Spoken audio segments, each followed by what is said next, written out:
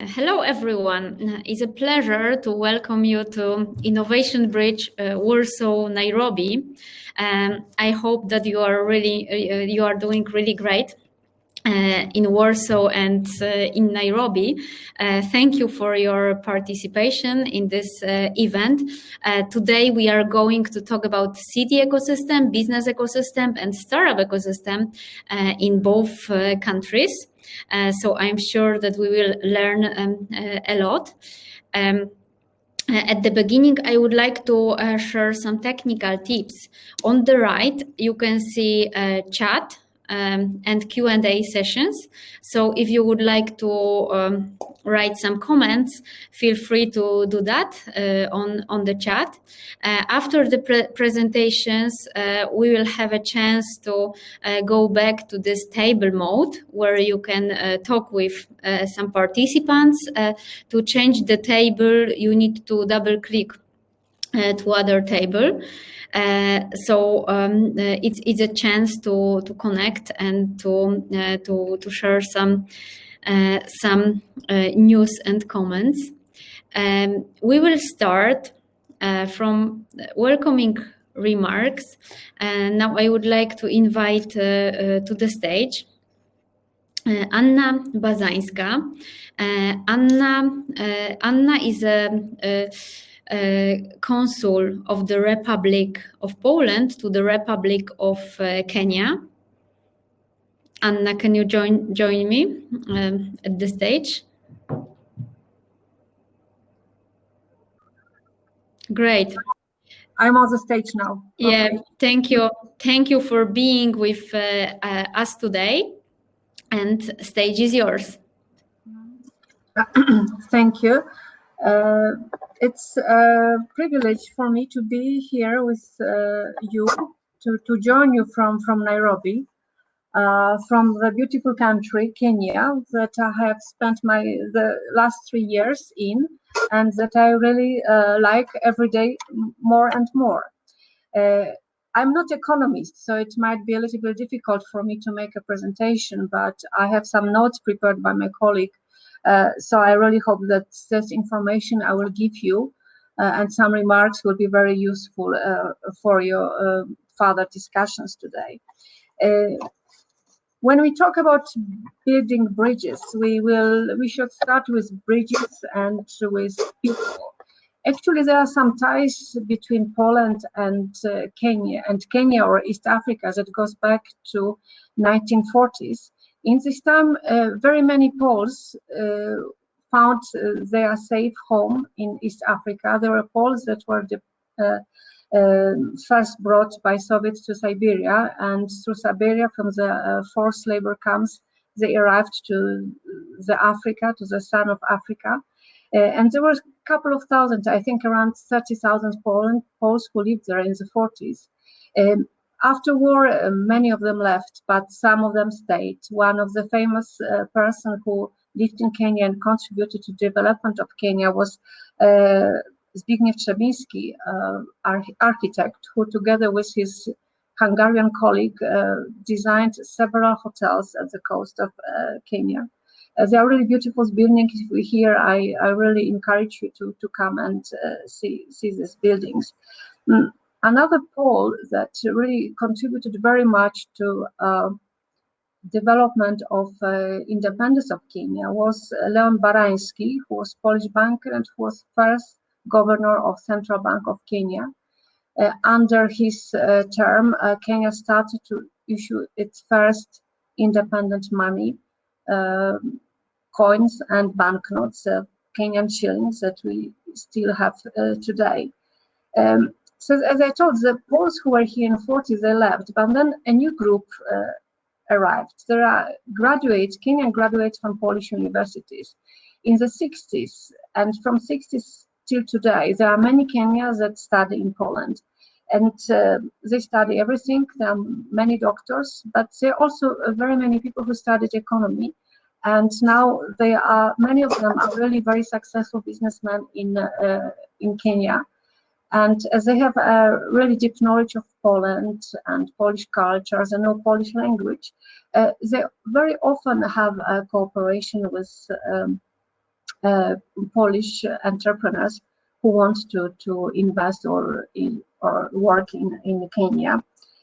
So that was a little bit about bridges. Now, my colleague suggested I should present for you some opportunities in Kenya and why Kenya. Why Kenya is attractive.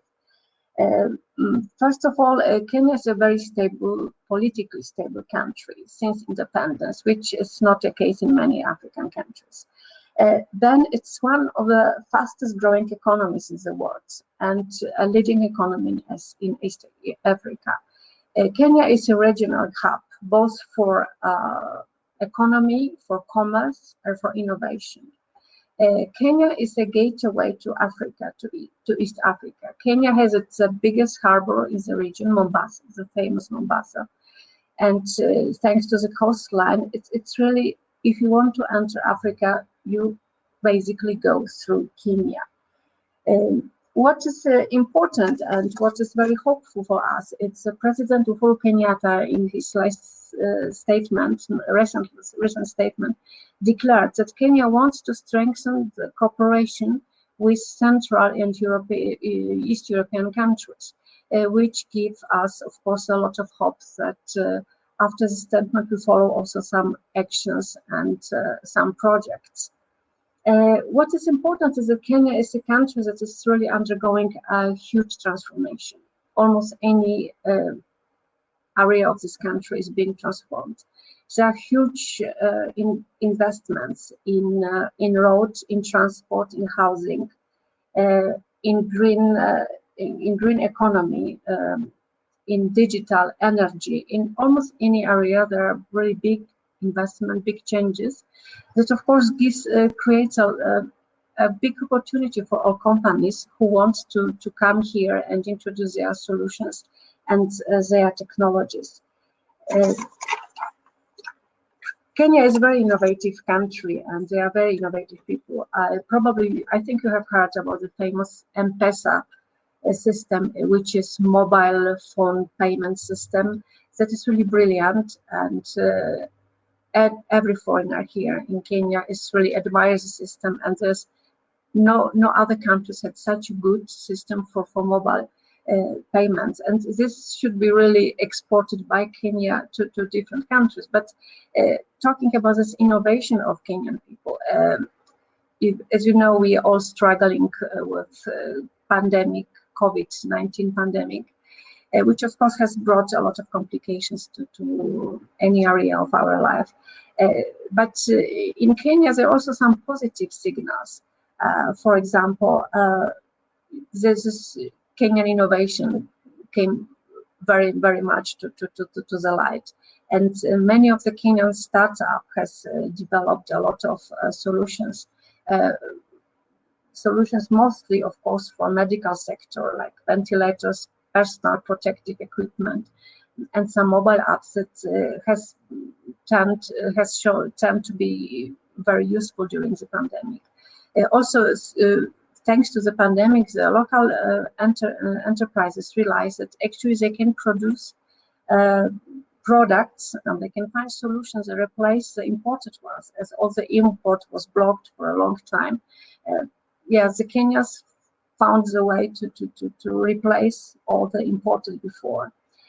What is also important that through the COVID pandemic, everybody realized how important these e-health solutions are.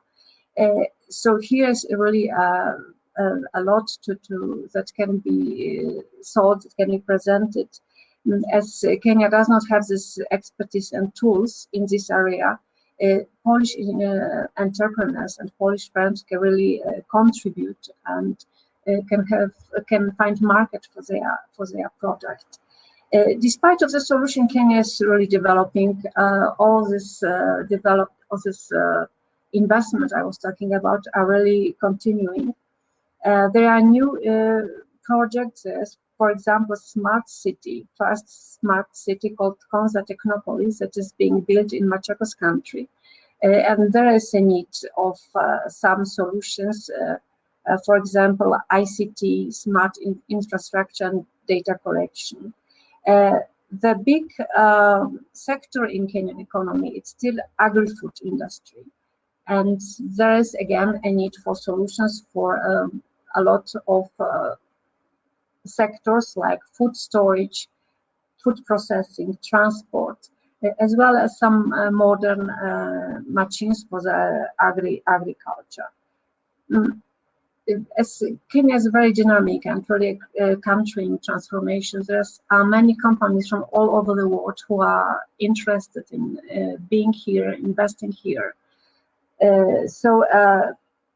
What the Polish companies can really use as opportunity is that the Polish products are really well known here for high quality and durability, which should help our companies to enter successfully in the market. I would also like to mention the Polish aid projects that are carried out by the embassy. Of course, the main aim is to help the local populations, society to develop, to have a better quality of life. But this is also a way to bring to Kenya Polish solutions and Polish technologies. In 2019, we have carried out a project in the hospitals in Makweny County. The idea of the project was to equip all the hospitals, or some hospitals, with ECG devices produced in Poland. It turned out to be very successful. For this year, we are planning to introduce in Kenya another Polish solution. It's a Polish startup that finds an idea and a solution to irrigate farmlands in sustainable manners, so there's no water waste. When you're talking about investing and coming to Kenya, please don't forget this important area. It's Polish aid, and I just wanted to mention that Kenya is one of the 10 priority countries for Polish development aid. And of course, last but not least, please remember that we have in Nairobi, we have Polish embassy, but we also have Polish trade office. And both of these organizations are ready and will be very happy to support investors and entrepreneurs, innovators that are interested to come to Kenyan market. That's a very short presentation, but I hope I could give you the basic insight and information about Kenya. And I hope you will find this remark very, very useful. Thank you for your attention.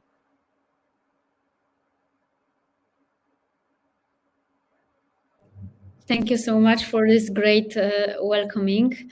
I think that it's really important that we are building this kind of bridges, because sometimes we are not aware about some possibilities for cooperation. So it's really important to do that. So thank you so much for all the information and for this great welcoming remarks. Now we will move to the city ecosystem, business ecosystem, and startup ecosystem, when we will learn more about some aspects of Nairobi, of Kenya, and Warsaw, Poland. Before we do that, I would like to thank you to our bridge partner, Nairobi Garage. It's also really amazing story how world is small, because Kari Mróz used to work with us here in Warsaw. Kari, can you join us on the stage? And afterwards, hey Kari, and afterwards she moved to Nairobi, and now we are happy to connect two cities online. So it's positive side of pandemic. Thank you for being our bridge partner, and thank you for your effort and for making it happen with us. Absolutely, and thank you. This has been really fun to connect again. And see some of my Warsaw friends, even just virtually. Not very common for someone to move from Warsaw to Nairobi, but hopefully, as we'll discuss today, I think there's a lot more similarities than we realize in sort of these young and exciting startup ecosystems. So thanks so much, Eva. Thank you so much. And now we will move to the city ecosystem part. And I would like to invite to the stage Ewelina Tomczyk-Malec. Ewelina represents city of Warsaw, and she will share some information about city of Warsaw. Ewelina, it's yours. Finally managed to connect, sorry. I'll try to share my presentation. Please let me know if everything works and if the slides move, because last time we had a little difficulty. Of course. So I'm definitely going to... Okay.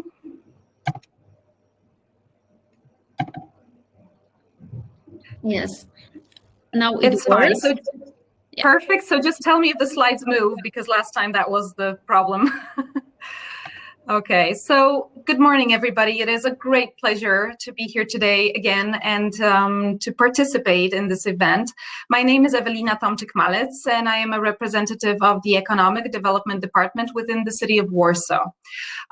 Today, I would like to show you a few interesting aspects about Warsaw and why it is such a great and interesting place for investors as well as students and people to live and to develop their career.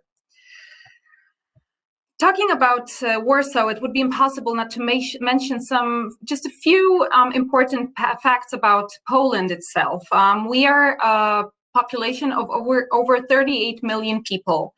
We are the 5th largest economy in the European Union and one of the 25 largest worldwide. So I think, that is why many investors turn to us and want to, learn more about Warsaw and Poland and its uniqueness. We have a very steady GDP growth throughout the years with 3.6%. And I think historically speaking, it would be impossible not to mention and underline that we are the only European country which managed to develop the last 25 years without any recession. Ewelina, yeah? your slides don't move. Oh my goodness, not again. Right now? What about now? No. I have no idea why this happens. Hold on. Oh, and if I leave... Now it's okay. Okay, so I'll leave. I won't put the full screen on. Maybe this will work, okay? So again, 38 million population, 5th largest economy in the European Union, and 25 past years without recession, and the only such case, only such country in the European Union. Talking about Poland further, we are located in the heart of Europe. This makes us interesting because we may connect the two sides of the globe, and we are also the connection between, Eastern and Western Europe, as well as the connection worldwide. We have a centrally located airport in Warsaw, which offers almost 200 destinations to all different kinds of countries, all continents and countries within the European Union. On that airport, there's a traffic of over 4 million passengers each year. So you can imagine that it's, very highly developed and allows you to communicate around the globe easily. And coming to the specifics, Warsaw is also located in the heart of Poland itself. We are very well located and very well connected with all the major Polish cities, such as Tri-City, Poznań, Wrocław, and Katowice. You can communicate by car, by plane, and as you can see, those are not very long distances, not very far. And like I mentioned before, in Warsaw, there's a centrally located airport, which is 20 minutes within the city center. But also there's a second airport, which is on the outskirts of Warsaw. So communicating around Poland and Europe is very easy and convenient. Now, moving a little bit to the specifics about Warsaw itself, we are an agglomeration of 1.7 million citizens in Warsaw. The majority of our citizens have higher education, and over 40% of Warsaw citizens speak English. But you have to keep in mind that 40%, that means all the citizens, the senior but I will speak about that further, that the majority of young people consider English their second language. That's the second main language that they learn at school and later. We have also been recognized by major international rankings in different fields, such as business friendliness and the Polish City of the Future, as well as the business friendly perception. And thanks to this, we are considered and recognized worldwide by international partners.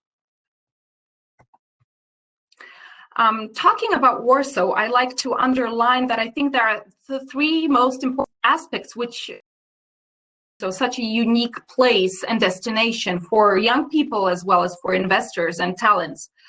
And the first pillar of that is definitely our talent pool, young people as well as people developing their career in the further years. So it couldn't be unsaid that we have a wonderful academic offer for young people. We have over 200,000 students studying different fields each year in our universities. This gives us over 50,000 graduates who enter the labor market in Warsaw. So a wide range of talent pool to choose from by new investors who are developing their business sectors in Warsaw. I think it is also very important that almost 30% of all international students who come to Poland choose Warsaw as their destination and the place where they would like to study. The majority of students in Warsaw consider it a very good place for career development and giving a lot of possibilities and options after finishing and even during their studies. Like I mentioned before, the offer is very wide and various fields are offered to students. We have over 40 private universities and 17 public universities within the city limits. And I think it is important to mention that 7 out of 10 best non-public universities in Poland are located in Warsaw. The number of fields and different areas which you can study is endless. We decided to mention a few important ones and the most popular ones among students, such as business and administration, technical and engineering, languages, information and communication technologies. So those are some of the few that are offered by our academic centers each year. Like I mentioned before, the majority of students in Warsaw speak English, 94%. English is the second taught language, it's the second language, first foreign language taught in schools, in primary and high schools. But usually students who are entering universities already have a chosen second foreign language. Usually it's French, German, Spanish, Italian, but of course those are just some of the few chosen by students in Poland. All of the above mentioned and before mentioned factors definitely make us a very competitive labor force. Over 80% of foreign investors consider employee competence in Poland as very attractive. That is probably why, because they can choose from a very wide range of talent pool, which we have to offer. Also, still, Warsaw, compared to other major European cities, is very competitive when it comes to average salaries. We wanted to show some of the few most important sectors, such as accounting, analysis, payroll, software, and we compared them with major European cities such as London, Dublin, and Frankfurt. As you can see, still, the salaries are a lot lower, and that is why this also makes Warsaw such an interesting destination for new investors. I think it would be hard not to mention a very important sector, which is the business services sector located in Warsaw. We managed to attract some of the most important and worldwide known key players, such as Goldman Sachs, JP Morgan, Citibank, some of just only a few which are mentioned on the left-hand side. The business services sector offers over 279 different centers which are located in Warsaw, but what I think is most important is that the processes which are being covered by those centers are not basic level, but more advanced processes in IT and finances. This sector is also very important because it employs over 60,000 people. So you can imagine it's a very important factor and an important part of Warsaw's business ecosystem. Warsaw has a very strong intention of promoting and fostering also innovative entrepreneurship. We have a very highly developed startup ecosystem. Some of the main startup specialties which are developing in Warsaw are within big data, market technology, marketing, fintech. We also managed to receive the 5th place among new technological city hubs on the innovation map of Europe. And also the city is interested in developing this area and helping young entrepreneurs develop their businesses. Another important area is definitely the research and development environment, which already employs over 30,000 people in different scientific and R&D units, with over 900 public and private R&D entities, and a lot of investment in innovation and modernization is made each year. Some of the examples of new centers, such as Center of New Technology of the Warsaw University, or CESAMAT, or Center for Preclinical Research and Technology, those are some good examples of very modern and very innovative centers offered by the Warsaw market in R&D environment. Like I mentioned before, the first pillar was definitely talent pool, which I spoke before, but the second pillar, which makes Warsaw so unique, is definitely a wide offer of real estate. As you can see, for the past 8 years, there has been a very steady growth of office supply in Warsaw.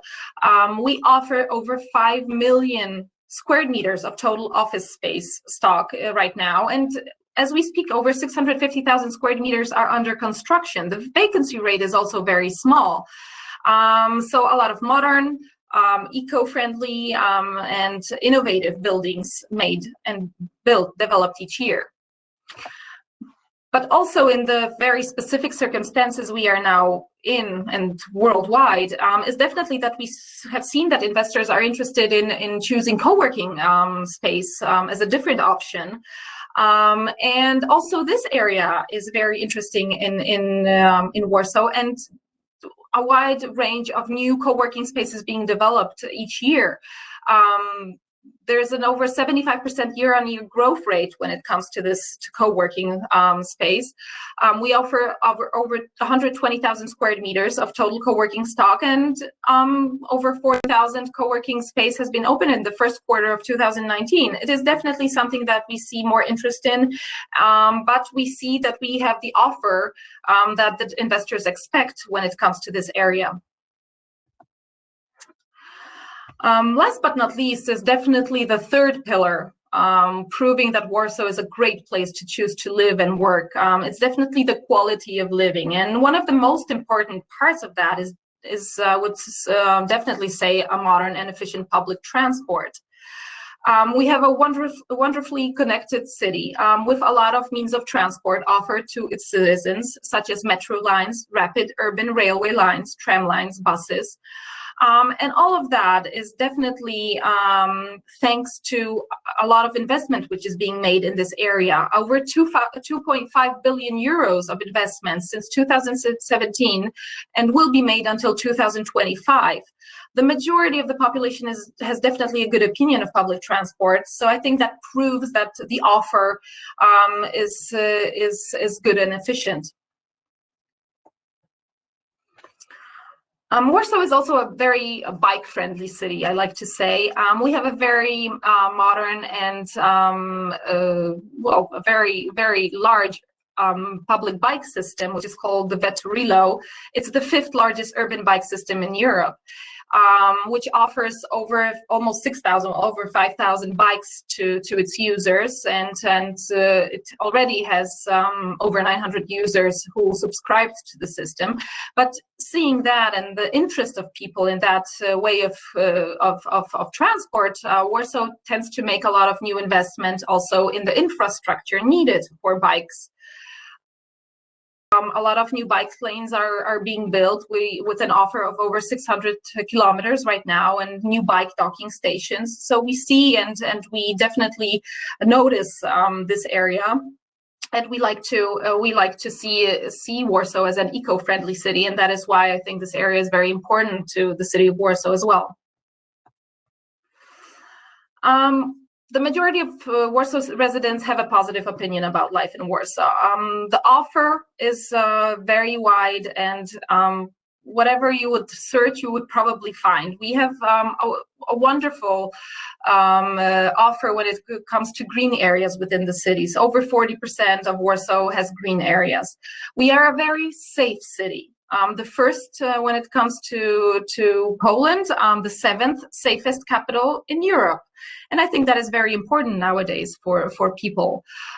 We also think of Warsaw as a very smart and digital city, trying to innovate and develop new ideas, such as the 19115 multi-channel contact center, which is a center 24/7, allowing citizens to manifest or talk about the problems they see within the city. And the system connects with all the areas which respond to those needs of the citizens.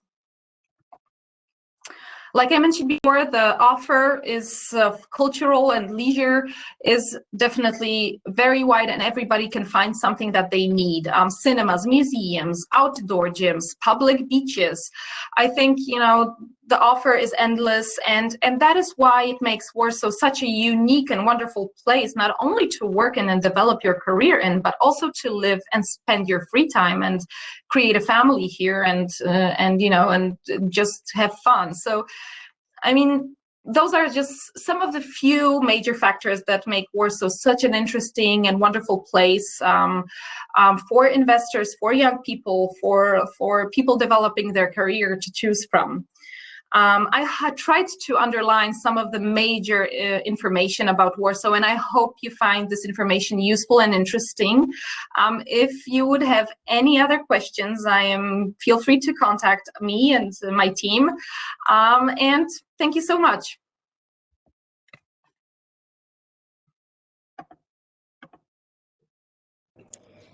Thank you so much, Ewelina, for this great presentation.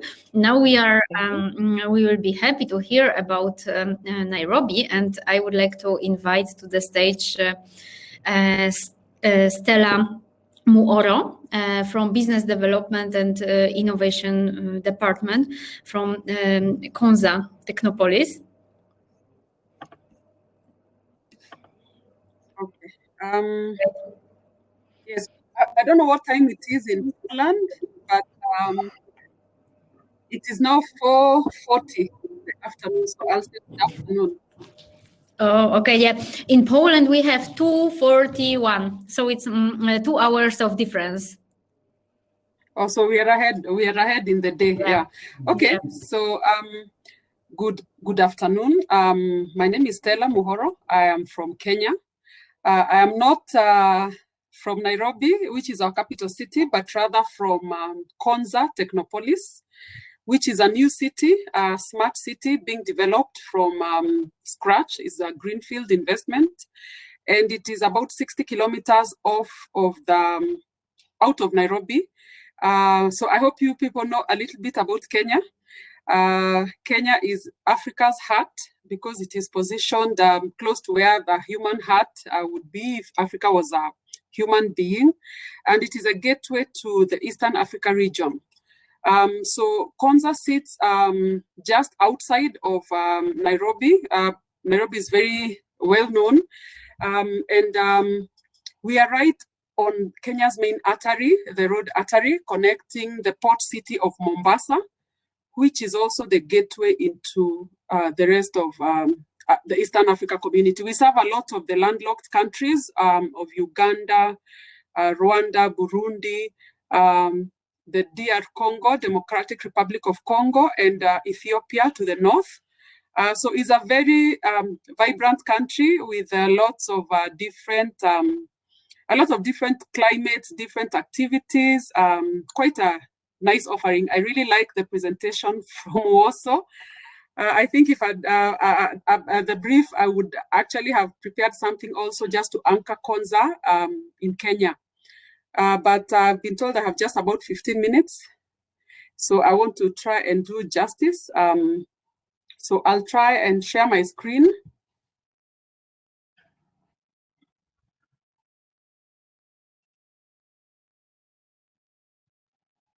Let me know kindly if you can be able to see it.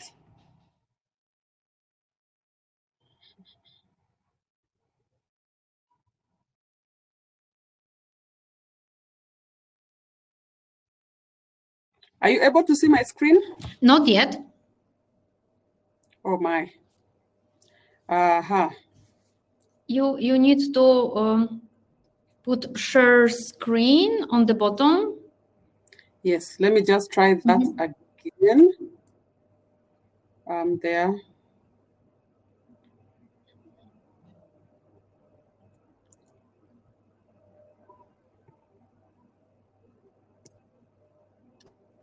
Okay.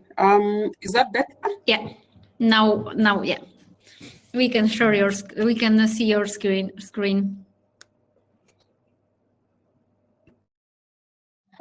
It says it's sharing on my side. Has it? I know Poland is a long way off from.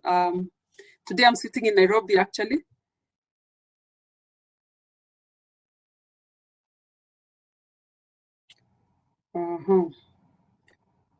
Seen my screen yet? Yeah, everything works. It's presentation on Innovation Bridge Warsaw. Yes, the that first one. slide. Yeah. Yes. Okay. So I'll take you briefly through Konza. I will try and possibly just try and give some context in that Konza, as I said, is a new city coming up, a smart city, Kenya's first smart city, and we are aiming to be among the best in the world. So we have set our targets to meeting and passing the specifications or the kind of smart cities being built anywhere in the world. So we like to call ourselves the Silicon Savannah because Kenya is situated on the equator and it is characterized by beautiful wide open spaces of savanna grassland.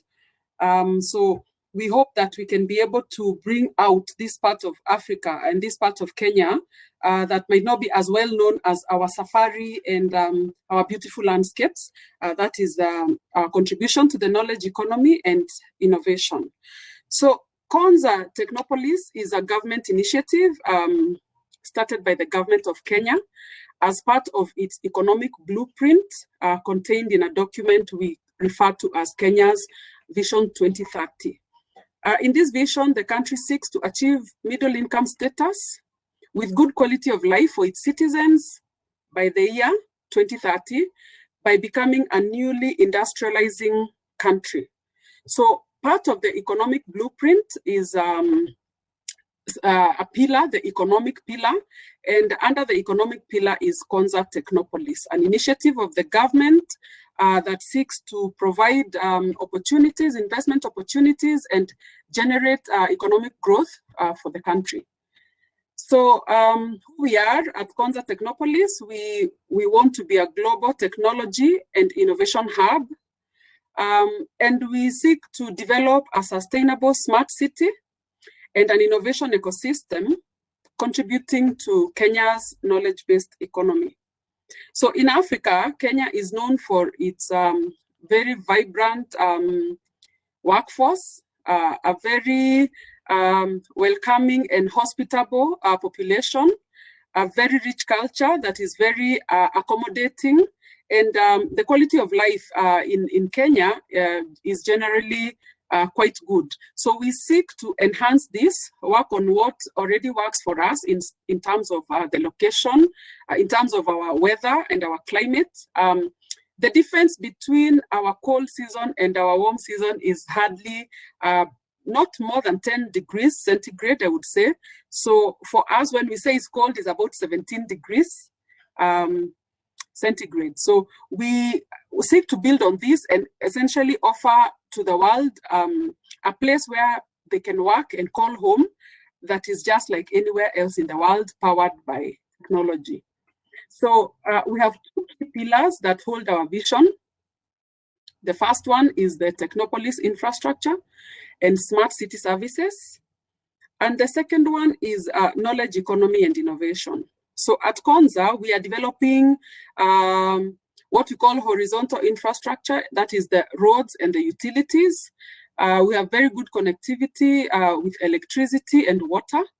And we are setting up the city and putting all the utilities within easy reach in all the land parcels that are available for investors to build upon. Then this will be coupled by the smart city services. So we are building a smart city, like I said, which is a city that is powered by technology. We are promising a city that is very safe, that assures safety of its citizens and its residents because of the ability to keep them safe through technology.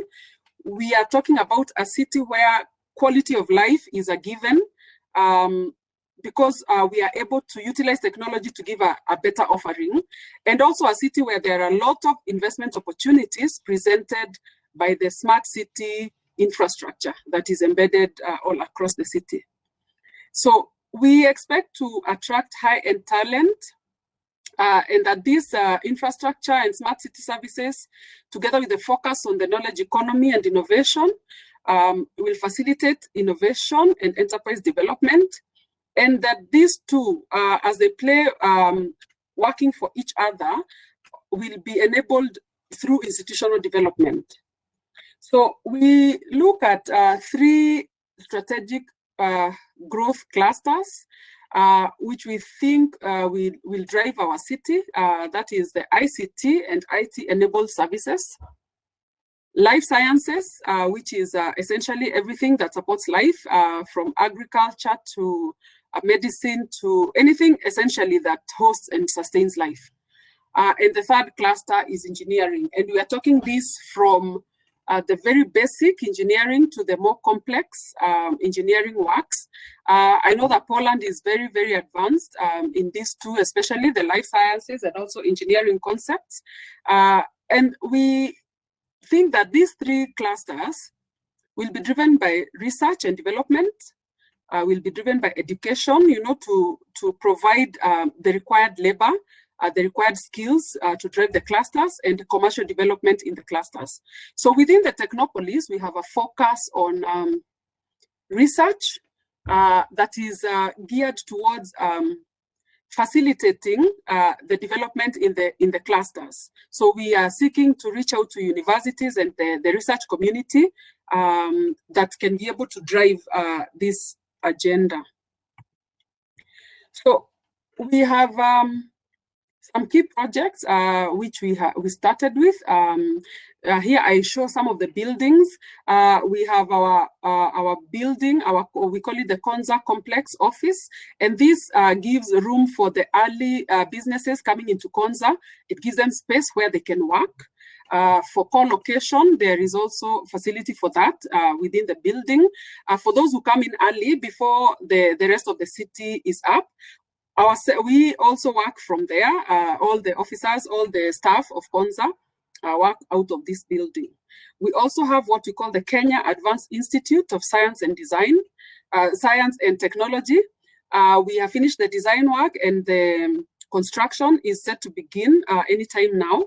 The contractor is already on site, and this is modeled along the Korea Advanced Institute of Science and Technology, and it is to provide support to businesses within the Technopolis and to Kenya at large and the region in terms of training specific requirements in various sectors, the emerging sectors. For example, the Eastern Africa countries are looking at developing and building pipelines, and there might not, because this is a new area in the region, there might not be enough qualified personnel to man these kind of investments that are coming. So KAIST, the Kenya Advanced Institute of Science and Technology, will be there to bridge the gap and provide the market with the skilled labor that it requires.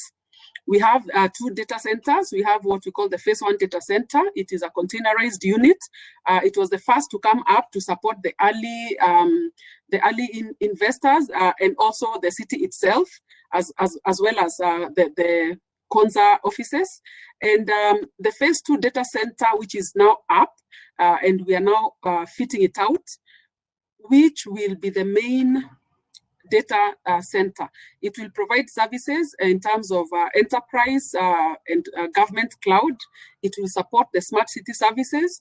And the phase 1 will be demobilized to act as a DR, as disaster recovery for the phase 2.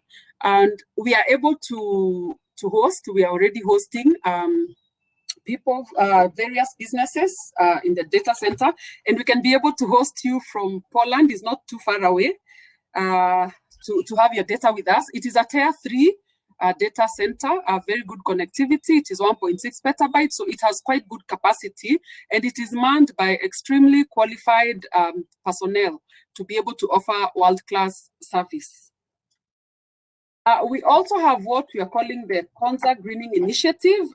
We are establishing a tree nursery, 10 million tree nursery, and we are seeking to make it a smart nursery to support greening efforts of the Technopolis and its environs. Like I said, we have 5,000 acres of grassland. We'd like to put in a bit more of trees.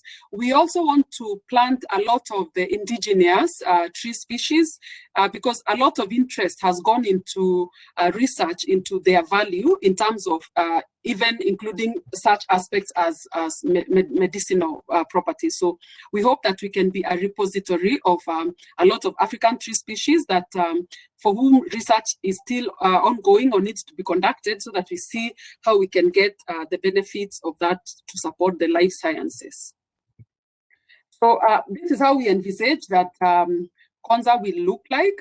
You can imagine having living in a place like this. We have the sun 12 months of the year.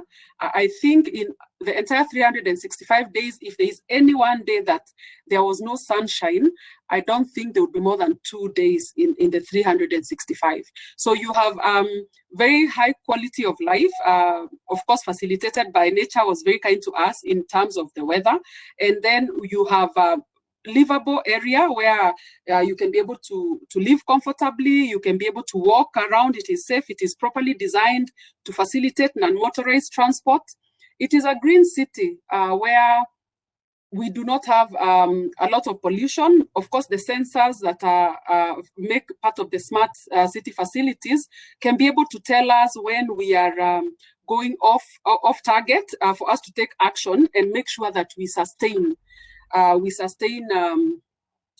good air quality and such measures. We have been able to attract laboratories to be situated here who are very keen on such issues as air quality, noise, vibration, because we have taken all these into the design of the city.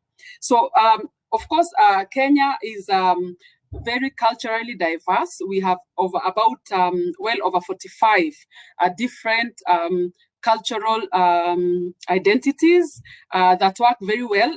Kenya is also a melting pot of diversity. We have people from all over the world here, a lot of bodies, international bodies situated here in Nairobi. I must also say that Kenya's main airport, the Jomo Kenyatta International Airport, is just about 40 minutes away from the Technopolis. So it is a beautiful place to live, offering the same quality of life as you would get anywhere else in the world. Konza has also been able to attract world-class hospitals, meaning that medical care for its residents and also for the region. The idea is to target medical tourism from the region. Kenya is already a destination for the region in terms of medical. A lot of people from the surrounding countries come to Kenya in search of better medical care. So we just want to take this a notch higher and put it at world-class standards, such that we can be able to attract also people from all over the world to come and even convalesce in Konza, given the beautiful climate and extremely friendly and warm people in hospitality in Kenya. So this is a map showing how the city is planned. If you can see my cursor, this is the 5,000 acres. It's more or less almost like a triangular shape. And it runs along the road that connects Mombasa, the port city of Mombasa, to the rest of Africa, to inland Africa.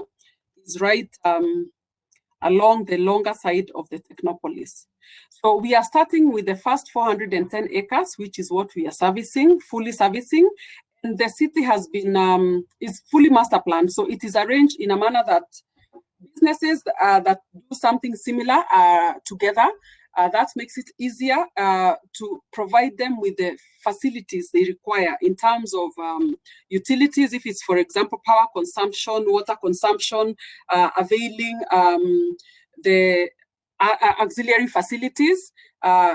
So if you can follow my cursor, the first part of the city, which is the main gate, is on the side with the main Kenya's main road artery, is the commercial developments, followed by parks. We also have technology, we call it a band, the technology area. A lot of the technology companies are located around this area. And then we move to the residential band. We take this to be a residential area.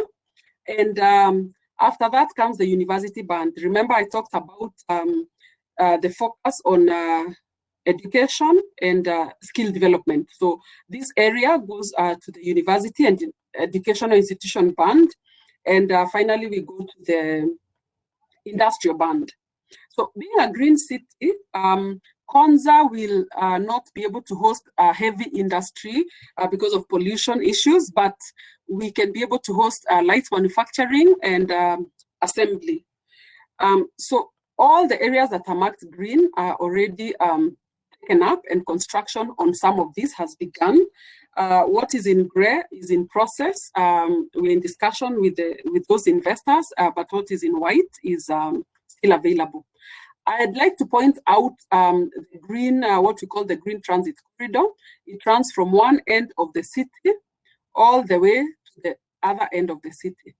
The green transit corridor is a main transportation system that moves traffic from one side to the other. And on this, there is no motorized transport allowed. So it's only for non-motorized transport if it is cycling or walking or any other kind of non-motorized transportation. So these are opportunities also for investment, because the city is not putting up these facilities. It is only building the infrastructure and leaving the rest for investors to come and take up the opportunities. I wanted to point out one project that is currently ongoing, the Digital Media City. It is located on 60 hectares inside of Konza Technopolis, and it seeks to support the creative economy in Kenya, East Africa, and Africa as a whole. So this is currently ongoing and should be able to offer quite a number of opportunities. Remember, Kenya's location is very unique. From Konza, if you take a flight of about 40 minutes, 30 to 40 minutes, you're on the beach. If you take a 3-hour drive, you're in the mountains, which actually have snow. If you take a flight of about, say, 40 minutes, you're by the lake. To the north, you have the desert lands. So there's a lot that can be done. From Konza Technopolis, you can actually see Africa's highest mountain, which is Mount Kilimanjaro, which is just about 2 to 3 hours drive away on the border with our neighboring country, Tanzania. So when you talk of the Masai Mara and talk of the other features that are there in Kenya, if you talk about the Rift Valley, which is the home of the Olympic champions, the long distance runners, these would make a lot of, makes Konza an ideal place for the development of the media industry. And we're looking to be able to support film, animation, and all that appertains the creative economy. Some of the innovation initiatives in Konza, I've mentioned about some of them, like the Kenya Advanced Institute of Science and Technology. We also run technology forums. These take the shape like hackathons, design thinking courses, kids boot camps, which is essentially trying to reach out to the communities and bringing on board children who may not be very exposed to technology, possibly because of maybe economic circumstances, just to try and bridge the gap between those who have access to tech and those who don't, so that we can move together as a country. We also have quite a young population, so the earlier they are exposed to tech, we think that they will provide a lot of benefits to investors who come into Kenya. We collaborate with government programs. There is one called Ajira, which seeks also to develop digital skills among the youth who possibly did not have very, very good opportunities to develop this as they were going through their school courses. So all this is an effort for government to make sure that it provides technology resources in terms of the human resource necessary to drive the agenda of people who invest in Kenya. So we also run incubation and acceleration programs. We had the great something known as the Great COVID-19 Innovation Challenge, which we ran from last year, and we had these innovators for a period of about a year, and now they are out. They have just completed the acceleration program and now have products that they can deploy within the market. We also collaborate with various people from various countries. We are currently running one together with Israel through the Embassy of Israel in Nairobi.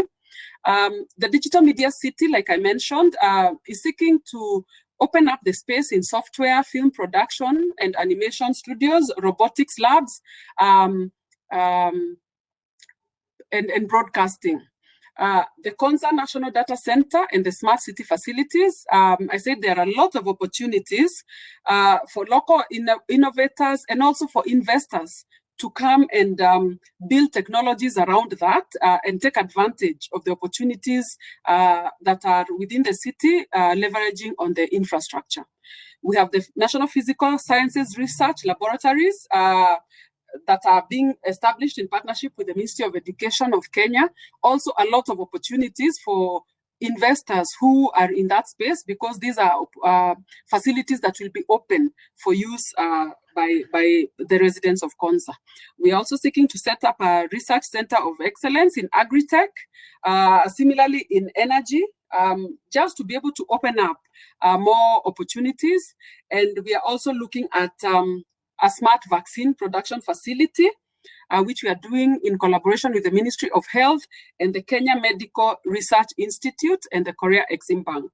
Of note, maybe I'd like to mention that Kenya already manufactures veterinary vaccines for Africa, dealing with many of the diseases, animal diseases that afflict our livestock industry. And we think that it is time now to move also into the production of human vaccines. So we have an initiative that we call the Konza Innovation Ecosystem Initiative, which Stella, seeks essentially... Yeah, sorry for interrupting you, but we need to slowly move to business ecosystem. It's everything is really interesting. I am really impressed. Mm-hmm. Yeah, so if you can just slowly wrap it up, and we will have a chance to continue some conversations at the tables. Okay, no problem. Okay, just one more slide. One more slide. So I talked about the opportunities that are there in Konza. I think I have spoken through most of them, but there is a slide just showing what is available. So what we are doing at Konza is essentially opening up a platform that people then can stand on and take advantage of the opportunities. So save for the infrastructure that we are putting up, we are not doing the last mile. There is lots of opportunities, lots of reasons why somebody should situate in Kenya, and specifically in Konza, because you can be sure that the problems of urbanization that are likely to be encountered in cities such as Nairobi, which are the older cities, then at Konza, because we are setting it up afresh, we have had a chance to look and see how to circumvent them. So it is going to be a slice of paradise. So you can reach us at konza.go.ke. Thank you. I'll stop there. Great, great. Thank you so much. As I said, I'm really impressed, and I can't wait to visit Nairobi and Kenya. just once pandemic stopped. I had the chance to be in Tanzania, which is in the neighborhood, but not yet Kenya. Thank you so much. Okay, now we are moving to the city ecosystem. Oh, Stella? Yes, I was saying thank you. You're most welcome to Kenya. Yeah, thanks a lot. Thank you. And I would like to invite to the stage Agnieszka Szweda. Agnieszka represents Polish Investment and Trade Agency. Hello, Eva. Hello, everyone. Nice to see you again. The stage is yours. Okay, let me first try to show my screen. Yeah, I think this time works immediately. Yeah? Yes, it works. Can see? Okay, perfect. So my name is Agnieszka Szweda, and I will present you some information about the Poland as a whole. I know this bridge is connection with city between cities of Warsaw and Nairobi, but I think it's also worth finding out what the whole of Poland offers, because Warsaw is not the only nice city. We have more of them, and every city develops very rapidly in Poland now. Let me start by saying a little about our agency and about the department that I work for. Our agency, Polish Investment and Trade Agency, is like the main government agency supporting trade and investment in Poland. This means that we have two legs of activity. We work in two directions. One direction is supporting Polish exporters, Polish trade. And I know that many Polish companies, many Polish manufacturers now are looking into Africa and trying to, connect with different locations and set up their activities there for expansion. Another leg of the activity of our agency is related to investment promotion, and we are the main government agency attracting FDIs. In our portfolio, we have projects from all around the world, from different countries. Currently, the country number one is Belarus, but this is rather kind of astonishing fact that we have so many Belarusian investors. This is the result of the government program that we currently run in Poland, dedicated to relocation of Belarusian IT business to Poland. So this is why we have the Belarus so high on the list. But USA is every year is one of the main investors for Poland, and is very active for many years. We also have a lot of investors from Asia, from South Korea, from Japan, from China mainly. Unfortunately, we do not have in the pipeline any African investments now. But I do recall one project that I was involved in 2 years ago. It was a fintech project.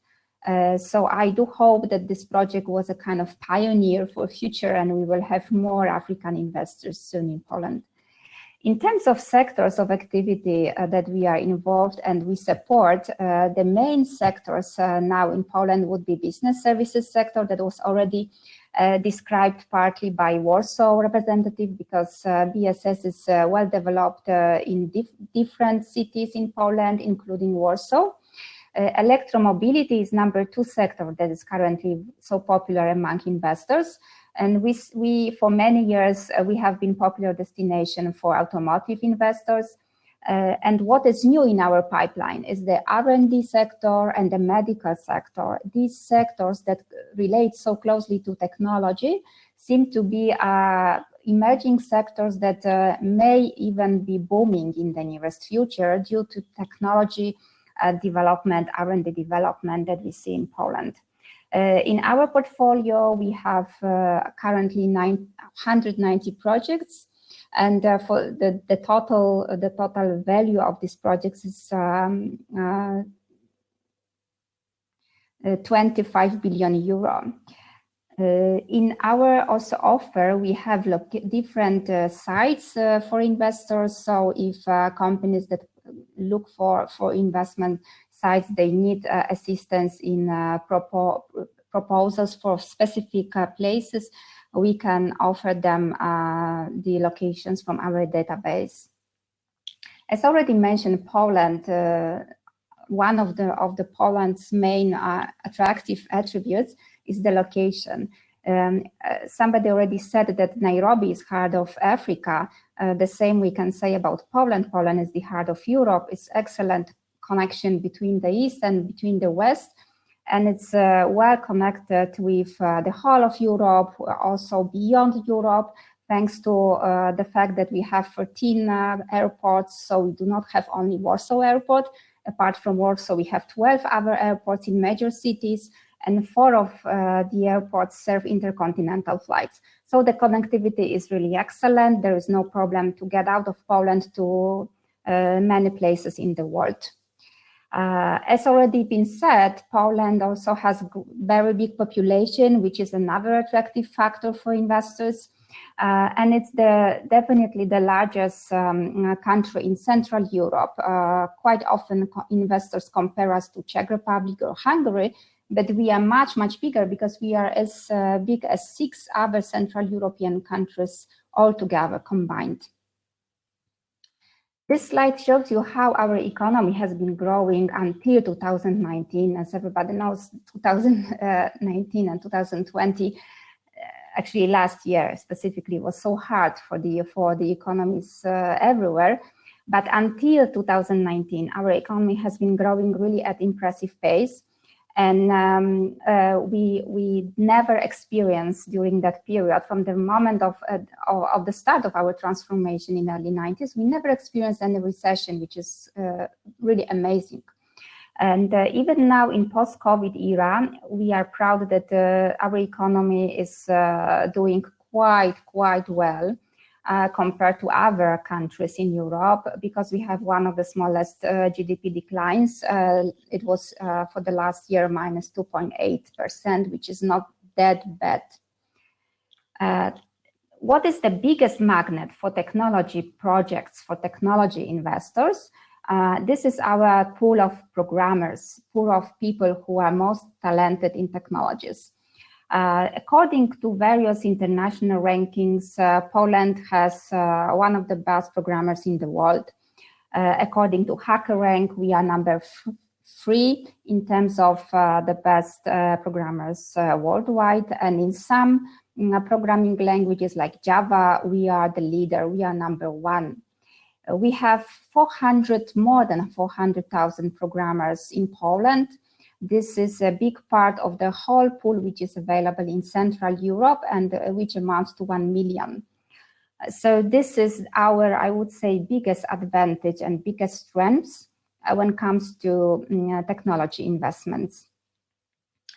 Our programmers are not only known for their programming skills, but they are also well recognized for some personal attitude towards work, towards the project that they are doing. In the ranking that shows how tenacious programmers are in the world, Poland takes again high 3rd position. So the Polish programmers not only are doing the job very well, but they have excellent attitude towards work. They like ambition projects. They are not afraid of any challenges. So this is highly valued by different companies from different countries. And this is why we have so many global players in Poland. We always indicate that the pool of IT specialists is not limited to Warsaw. Companies can come to different locations and still they have access to IT people and programmers. We have at least 7 such IT hubs. And the total number of ICT students and graduates 2 years ago, it was 74,000. Polish programmers are also known for speaking foreign languages. 90% of them speak English. So there is basically no communication barrier in that sector. R&D sector is a kind of phenomenon of the recent years in our market. We have been observing very fast development of that sector, more and more expenditures on R&D in Poland by Polish and by foreign companies, and more R&D centers. This map is interesting because it shows you the progress that Poland made in the last 10 years only. 10 years ago, we had few R&D centers, whereby now there are really many of them, more than 300, and this number is rapidly growing every year. More than 40 of these centers, they developed artificial intelligence, big data, and software products. This is a huge phenomenon, and we are very proud to see global players setting up R&D centers in Poland, as well as domestic companies. But we have such global companies like Amazon, Ericsson, Samsung, UBS, Intel, all of them establishing R&D centers, and in many of them, the pool of people employed is huge, like 1,000 people, 2,000 people. And moreover, what is very positive and makes us very happy and proud is the fact that after establishing one operation, they often decide on continuing investing, and they decide on expanding the operation by adding different functions, different centers. Sometimes first center is focused on IT, another is focused on product development or software products. So this is such a sector that is very vast, and it seems to be very, very attractive. And in that sector, we can say definitely that Poland has already become a European important hub for global operations of many global players. When we talk about global players and when we talk about startups, I have to mention about one of the players, Google, that is very strong in Poland. Google has many centers in Poland, but also has Google for Startup Campus. And again, the campus in Warsaw plays important role for the global operation of Google for startups. It kind of manages the whole network, which covers 125 countries. Apart from Google, we have Microsoft quite active in startup area. They set up the technology center 2 years ago that promotes Polish AI solutions, promotes Polish startups. So they also have their programs for technology companies in Poland, and they are heavily engaged. Apart from their present activity, they declared further investments. So we are again happy that we will see more innovation developed together with these partners. In total, they declared $3 billion to be invested in cloud and in data center in the next years. So this means that the investors that come to Poland are happy, are satisfied, and they appreciate all the advantages that Poland offers, especially the talents.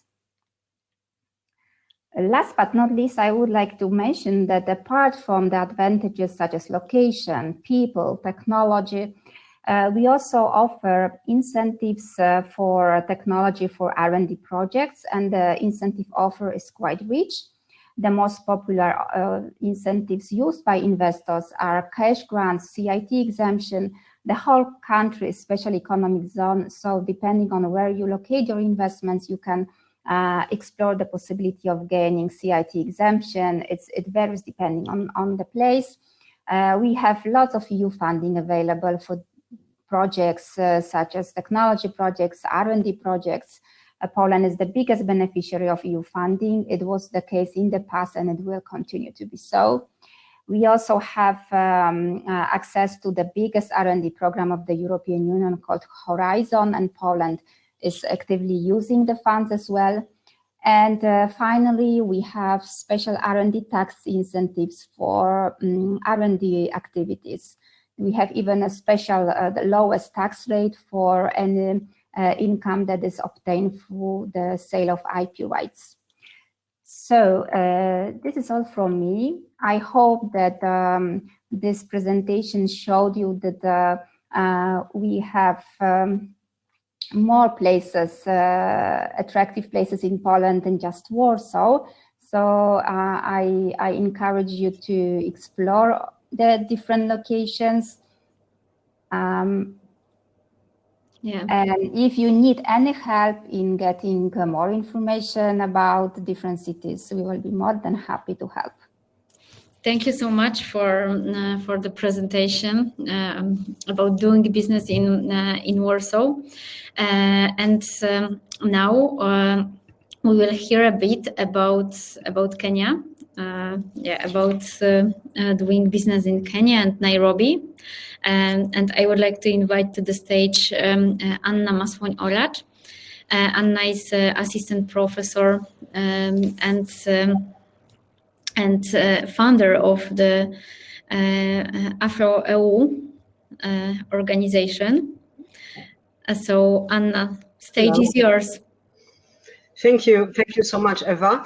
And thank you so much for the previous speakers, as it was very, very insightful presentations. We know a lot about how to do the business here in Poland, and also thank you, Stella, for your insightful presentation about Konza city, which actually I've heard about it like a few years ago when all it started. So I'm quite impressed how it's actually developed so far. So actually coming back to this different ecosystem, Stella also mentioned that it's quite important, this educational part of boosting innovation system in each country and also within this Konza city ecosystem. So actually we as Warsaw School of Economics, which is the oldest economic university in Poland, we are part of the ecosystem there in Nairobi by partnering with Strathmore University, and we are also trying to be the part of this innovative ecosystem, which is actually booming right now, not only in Kenya, but in whole EAC region and further to the rest of the regions in Africa. As we are slightly starting a bit of time, as actually the session has started like a few minutes ago. So actually I will just present few slides that I've prepared. So I prepared more of them, but I would just focus on the part that it's, in my opinion, the most important part. But before I start, I would like just to mention that what we are observing here in Poland and also there in Kenya, that actually our previous speakers prove how those ecosystem is developing, it's quite common issue worldwide, as actually in different research it shows that actually the startup can be the backbone of the system, and so the development of the startup environment that we are talking today about it, and innovative industry can really be the key element of innovation policy for an increasing startup innovation in number of different countries. And actually the role of the governments, the central government or the local governments, is just to support that development of entrepreneurial ecosystem as a prime focus of economic development. And in our recent research, what we did with my colleagues at SGH, we actually conduct the research how to effectively support entrepreneurship in different countries. We concentrate our research on the CE region countries, and it's not surprising that our previous speaker says that Poland is the top of the CE region in supporting this ecosystem. So in our research, it shows the same. Together with Estonia, we are the highest ranked in our research. But a part of that, I also did the research in concentrating on agri-business sector in Kenya, and how actually the smart specialization concept can help and can boost in developing not only that sector, but also the other sectors that may actually be also helping the African countries, not only the Kenya. So actually, the point that different technologies can help African countries and also the Kenya. So it says that the emphasis of the technology-based entrepreneurship has also been detected in the context of developing countries. And also Stella mentioned that technology can be the tool of solving different also social problems that all emerging markets are facing. So the emergence of technology in Africa, mainly based on the ICT, our consul mentioned M-Pesa, and we know many other companies that actually are using the ICT tools, like in digital, in health sector. I will send you later a few of my recent chapters on that, as we are working on that within the European Union Commission as well. So actually these new technologies with a short life cycle allow entrepreneurs to quickly acquire emerging technologies, competences to compete with global players. And that is what we're observing right now in Kenya through Konza City example. So not only do the new ventures show the potential to achieve economic growth, but a fair number of them also address basic social issues in the society based on the new technology.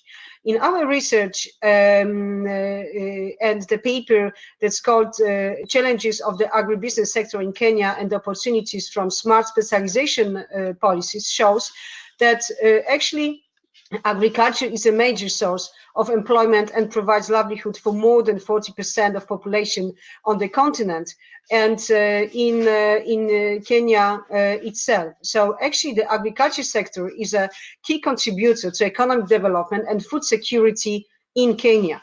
The food security is also on the Big Four action plan of the Kenyan government, which also focuses on manufacturing, affordable housing and affordable healthcare for all people there. As actually is estimating that agriculture contributes about 36% of Kenya's GDP and another 27 through linkages with other sectors. But how it can create the actually and boost innovative. I will share just one screen. Just one. Let me just please open it. Okay, I'm just showing that screen. I hope that you will see it in a minute. So I will skip all those slides and I'll just concentrate on this one, regional innovation system. So actually, what we discovered right now in Kenya and how this ecosystem is building, as we know that without helping the different organization to boost, nothing really can be done. Nothing can be done individuals. So building this ecosystem, as we showed actually today as an example of Warsaw ecosystem and further by Pich within the Polish ecosystem. So this working together, within the triple helix, as actually Stella mentioned that. Okay, so it's a well-known concept of how to actually achieve the results of the relevant challenges of the agriculture in sector, of any other culture, of in other sector like the health sector or banking sector and so on. So actually, this policy and the broader concept can really help and the policy implication of this smart specialization are complex and based on important assumptions. We've mentioned that knowledge-based economy is something that is Kenya looking for, and actually is putting the policies on that. So, and developing talents and working with universities and different researchers. So this is the key bone of the regional development. What we can say that we need to bear in mind at least 3 important and related components or dimensions in that system. First of all, the role of scientific, technological and economic specialization to develop comparative advantages and to drive economic growth. The second is policy intelligence for identifying domains of present or future comparative advantage. And the third is government arrangements that give a pivotal role to regional authorities, private stakeholders and entrepreneurs in the process of translating strategies into economic and social outcomes. So actually adopting this smart specialization strategy also means supporting local innovation system, maximizing the knowledge flows that actually in Konza City we are observing that in terms of putting the university and the research and the different research agencies there, and local innovate and supporting local innovation system across the entire regional economy. So how that new paradigm could really work, I will skip the slide of this regional development, and that could be as the conclusion actually. So as the analysis confirm, Stella also mentioned that clusters can be the part of that well-defined and well-managed structures to contribute extensively to the development of regional competitiveness and the high rate of growth. And also clusters and cooperation of different networks and within the building of the ecosystem, Nairobi ecosystem or Konza ecosystem, and further to expansion to the other parts of EAC region. As Stella mentioned, I will maybe skip to that slide. Sorry, just to flipping out to the slides, but I don't have much time. So Kenya, to give you the example, is a part of also EAC region. So its father, and as Stella said, is like the gate to EAC region. So we need to know that we are talking about like other countries as well, that for Kenya we can have the access to the whole region at the same time. And all those integration processes are quite advanced right now. And what is really important that all those EAC countries, leading by Kenya, I would say, want to achieve the same goals, the good, sustainable development economies that actually can help broader to the society.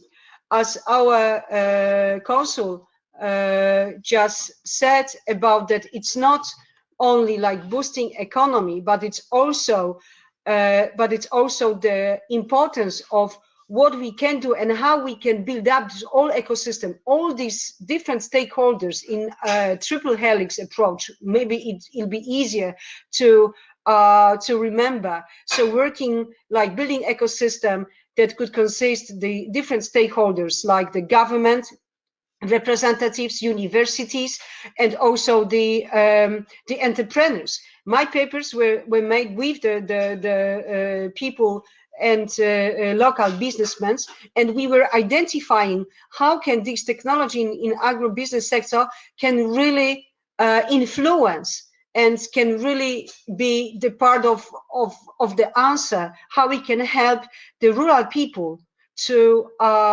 make their living. Okay, So now I think that I will stop as the time is out.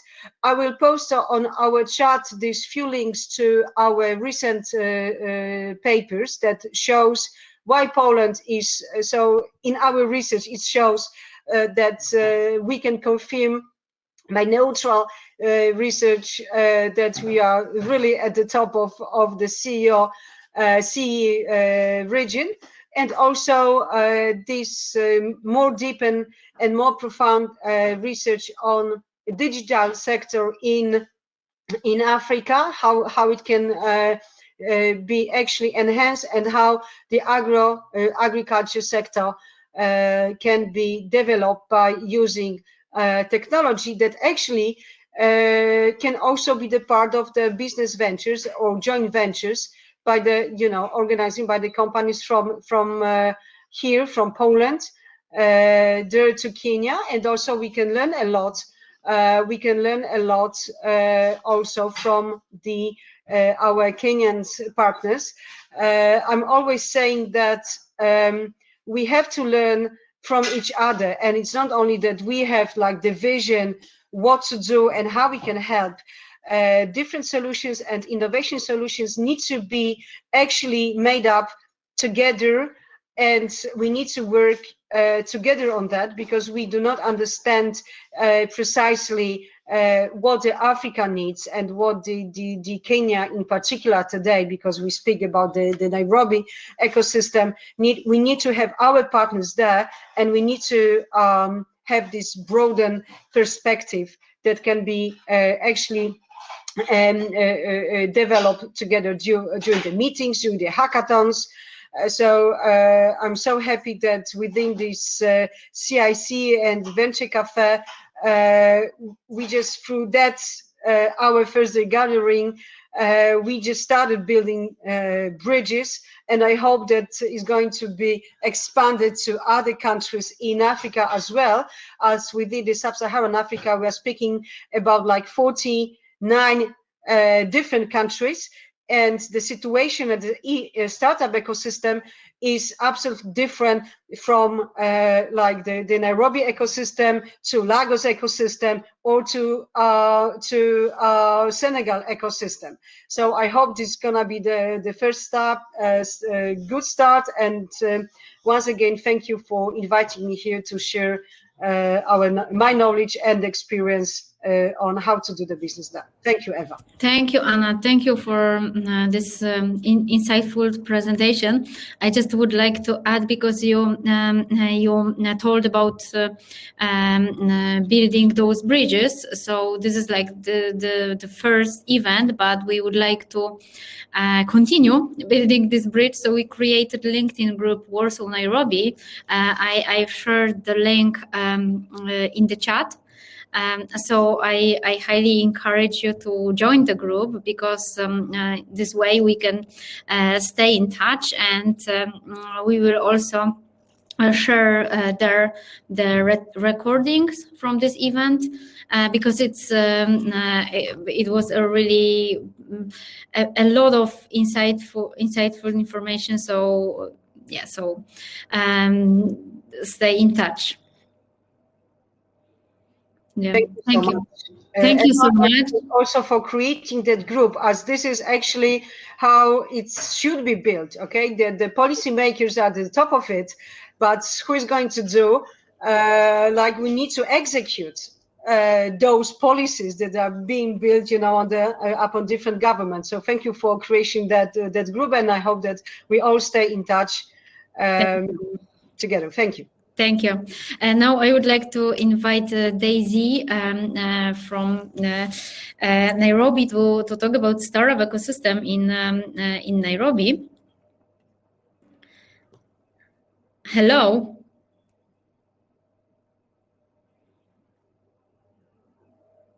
Hi, everyone. There's a bit of a delay. Maybe I could just start. Let me know if I do drop off on my end. My name is Daisy Chesang. I am the Programs and Innovation Manager at Metta Nairobi. I'll be speaking more about Metta. Just a very brief of who we are. We are an entrepreneurs and innovation hub based in Nairobi, Kenya, one of the main ecosystem enablers, working very closely with startups, corporates, DFIs, NGOs through various linkages. And I have a quick presentation in terms of the services that we offer and how we continuously support the community here. Just a minute.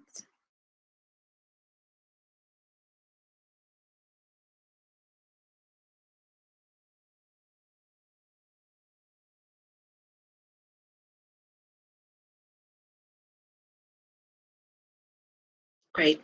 So who is Metta? Who are they? So we are an entrepreneurs and innovation hub that is connecting people, ideas, and resources. We have been based in Nairobi since 2015 with our HQ based in Hong Kong. We work very closely with our members through our membership packages that we offer. With the membership comes with different access that you get to have as a member of Metta. Through this process, we've been able to shape the narrative of African innovation across all sectors. We are sector agnostic. That means we work with various startups, corporates, DFIs, NGOs, you name it, within different sectors. And so far, we have built a very strong community of about 500 plus startups within the region. And we are physically located in Nairobi, within the city. And this is just a few snippets of how a space looks like. This is also one of the offers we give our startups who work very closely with us, together with the corporates. Just to move on a bit, what builds Metta? What our mission? What our values? We drive meaningful connection through introduction, collaboration, and a strong community.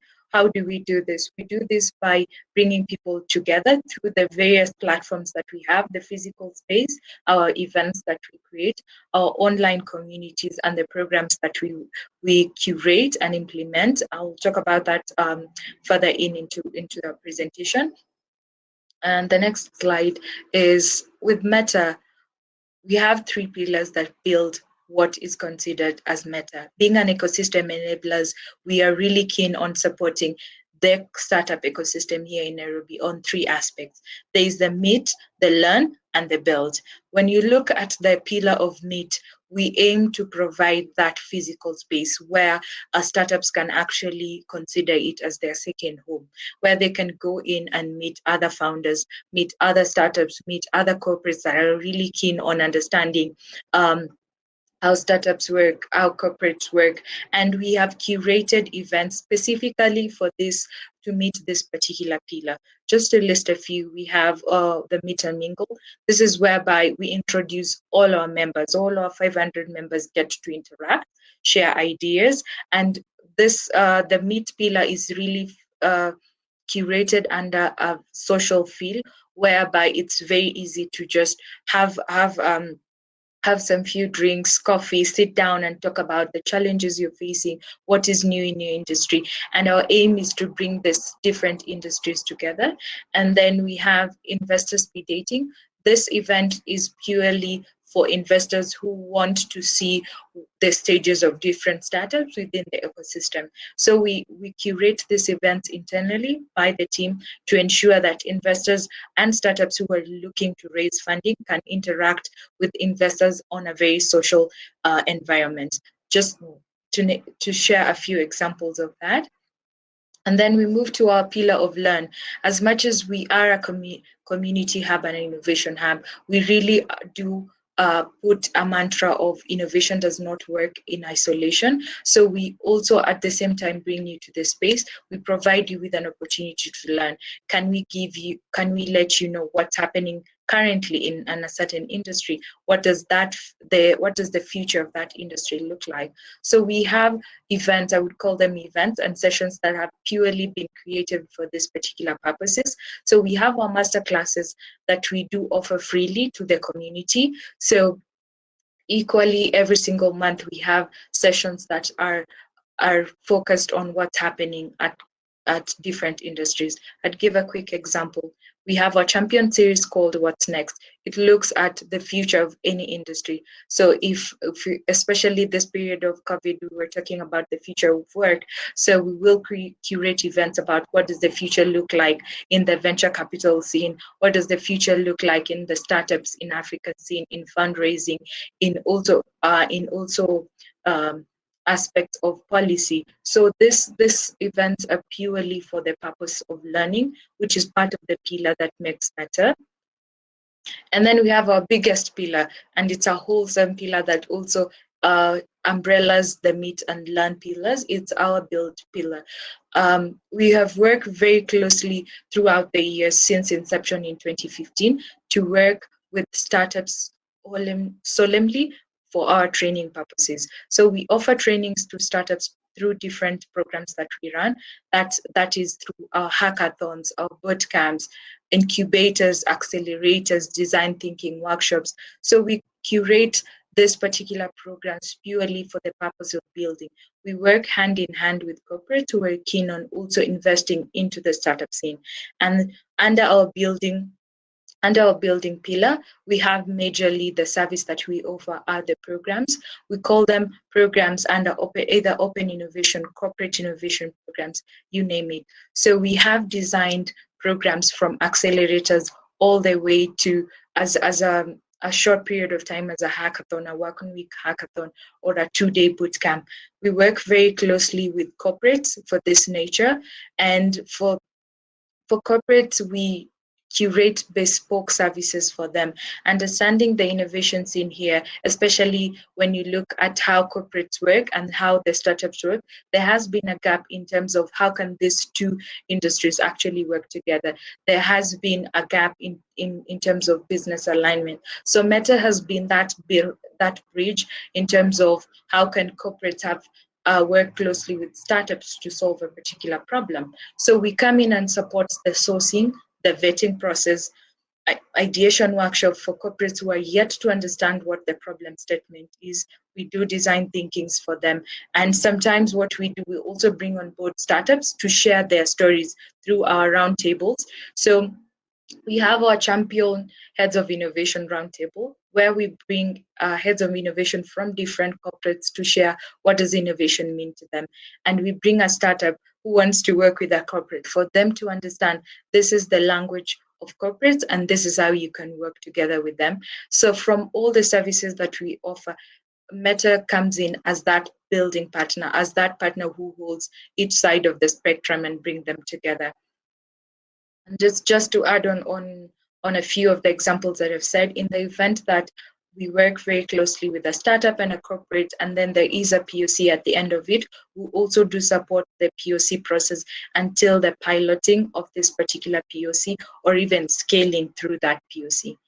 And just to name a few of the clients that we've worked with through our 3 pillars, from events and programs and short innovation programs, we have worked very closely with Visa, we've worked with Uber, we've worked with the GIZ, and the clients we're sharing here are not limited only to the program side of it. We've worked with them closely in terms of curating masterclasses that we offer freely to the community. At the same time, any What's Good, What's Next event that we have curated have been powered or supported by clients that I've listed here.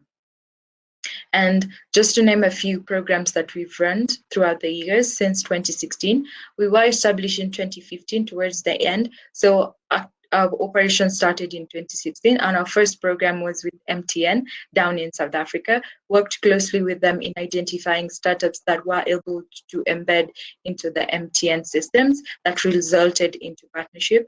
Since then, in 2016 until to date, we have worked with over 100+ startups, either through our programs and also through our partnership with corporates. And lastly, I know I've been a bit too rush.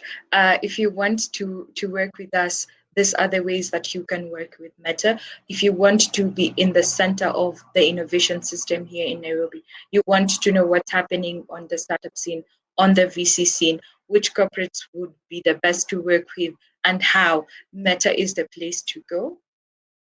And lastly, if you'd like to know more about our services, our support, or even engage us in any type of partnership, I have myself there and my colleague. She was not able to make it. My contact details are there. I will still share on the chat in the event that you would want further conversation with me. And lastly, that is it. Thank you so much for listening in. Thanks a lot, Daisy. We learned a lot, so thank you for that.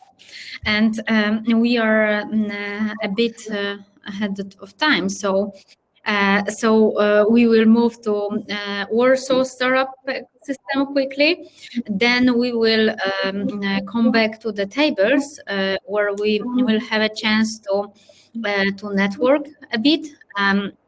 To change the table, you need to double click on the other table, and you can talk with different people on the platform.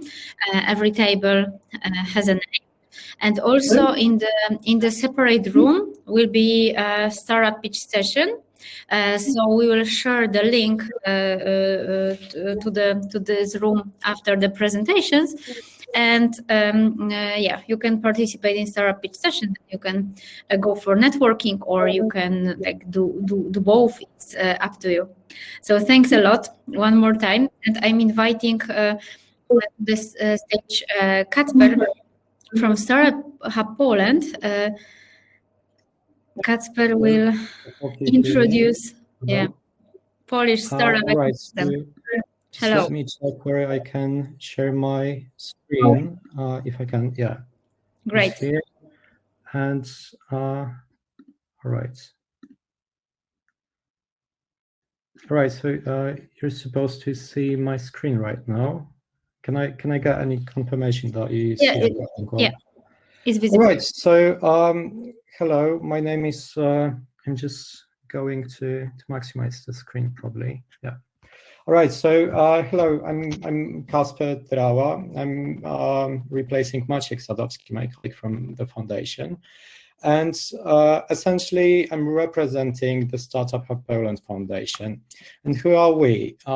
Generally, if I was to give you a short introduction of what we do and who we are, we try to encourage the foreign entrepreneurs to go to Poland to set up their companies, to set up startups, and to start thriving here in a lovely startup ecosystem, which is rapidly expanding, in fact, in Central Europe.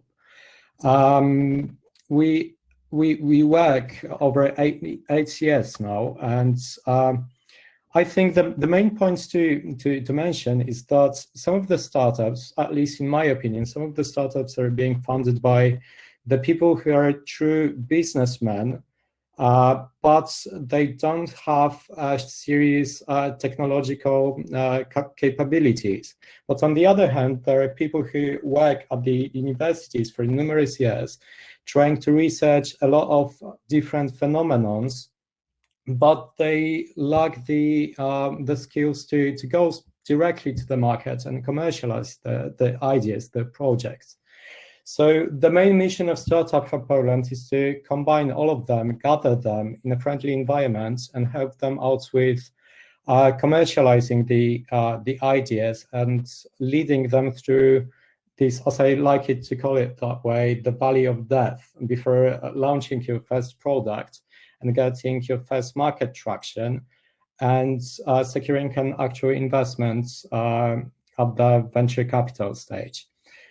So essentially, the ecosystem is really helping us. We've got 19 leading technical universities in Poland, approximately 1.5 million students in academic year, and this is only the data from 2019 and 2020. And it's constantly rising. About a quarter of students are from technical universities, so the allocation of the knowledge is directly helping the environments to be used in innovation, development, management for the sake of the industry and the economy. There are a lot of R&D commercialization programs based in Poland. These are, for instance, Polish Investment and Trade Agency. This is PARP Group and PFR Group, which are helping to helping the ideas to go to the very first stages of their expansion. We've got a lot of technical universities. We've got some incubators, which are thriving in a slightly earlier market than we do, because we're mainly focusing on the ideas which already have at least a proof of concept. But we don't lack any incubators who are helping to develop this proof of concept as well. We've got a lot of seed capitals, we've got a lot of venture capital funds, and I'm going to present and prove it in the further slides. Here is why we cover exclusively, maybe not exclusively, because we also work outside of the CEE, but we mainly focus on the Central European Economic Region. And that's because there are approximately 150 million people. The GDP of each country, of Poland, of Estonia, of Czech Republic, of Slovakia, of all of the countries, is constantly growing. We had in 2018 over 5,000 patents, and the numbers are also growing. And most importantly, we have a lot of technological universities with great abilities to enter the market.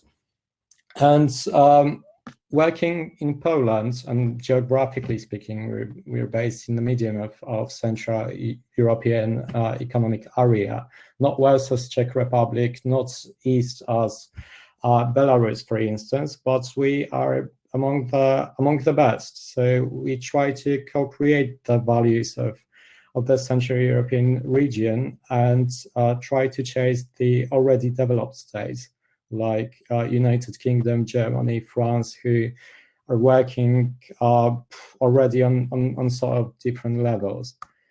And here's some comparison of the countries in Central European economies. And essentially, Estonia is one of the most trendy markets at the moment, and they have had a lot of great exits, like Skype, like TransferWise, like Taxify, which I'm sure a lot of you guys currently use. Maybe not in the pandemic, but it's a thriving sector. But anyway, Poland, and I don't see my favorite startup brand here. We also had a lot of great exits, a lot of great value delivered to the investors. We just had Allegro. It's the data from 2018, I assume, because it's the investment round they received. But Allegro went public. CD Projekt Red used to be the most valuable company in the Polish market, company that developed WeChat. And there is my favorite one, which is called Booksy, and we can call it a European unicorn at the moment, because they've just received another investment round and they're really rapidly expanding as well.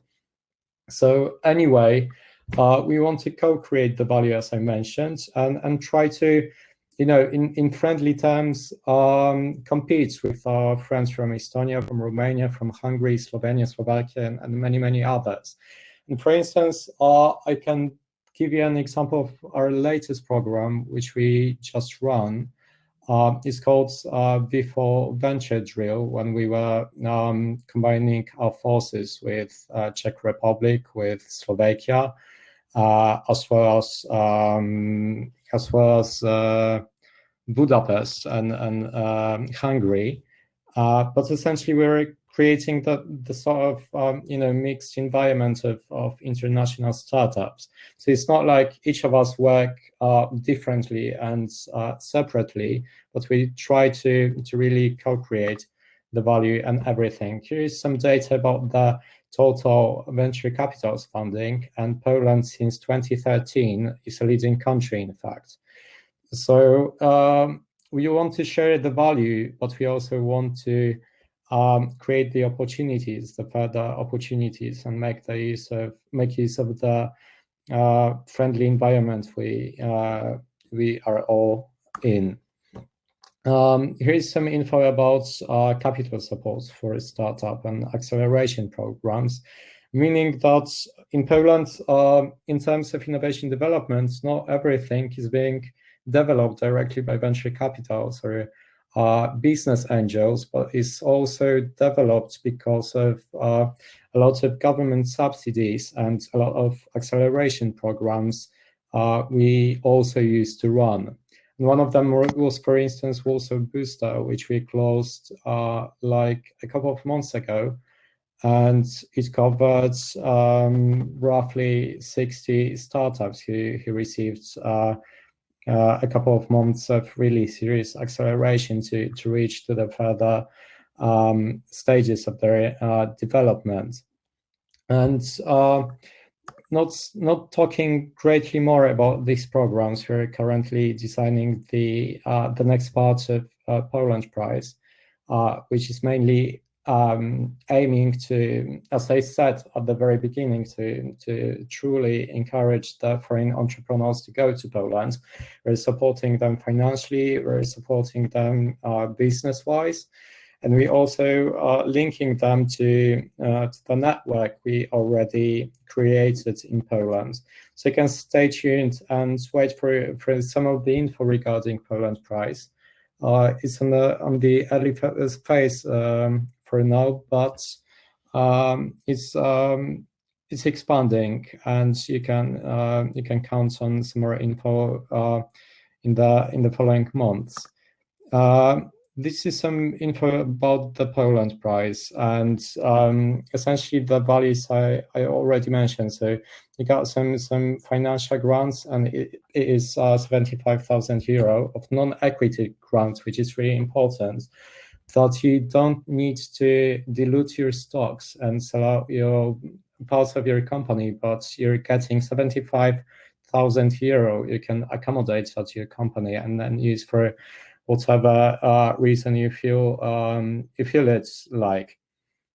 We've got soft landing, so it's essentially some money to move to Poland, to accommodate in Poland, and to start getting by here. And we provide the access to the acceleration program I also already mentioned. So we're also delivering the free working space for the first 3 months, which is surely the thing you're going to need. We're linking you to the VC investors. We're linking you to the big industry partners who play, in fact, a crucial role on the Polish market. But also we aim to link you to the Western partners and the international corporates, which are likely to help you out with international expansion and not only limiting yourself to exclusively the Central European economic area. And here's some info about my colleague Maciej, who's unable to join us today. But I'm going to post my info in a chat box, if I may. I don't know if I'm able to do so, but yeah, I think, let me check my chat box. I'm going to stop sharing my screen. Thanks a lot, Kasper. I'm going to add my email, so if you've got any questions regarding the Poland Prize or any other programs we currently run, you can reach out to me.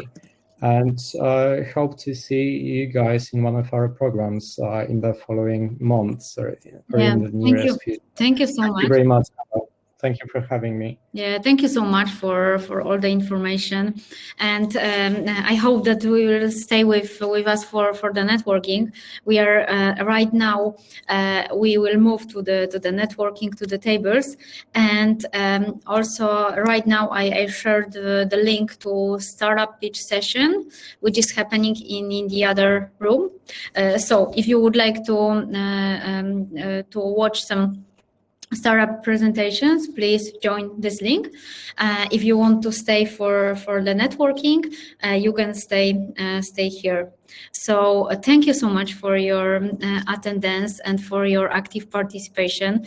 And I hope that you will enjoy the networking part, because it's the most important. Our mission as a venture cafe is connect innovators to make things happen. So we are happy to connect you. And also, if you want to join the LinkedIn group, Warsaw-Nairobi, I also shared the link in the chat, because this way we can stay in touch. Thanks a lot. Thank you. Thank you.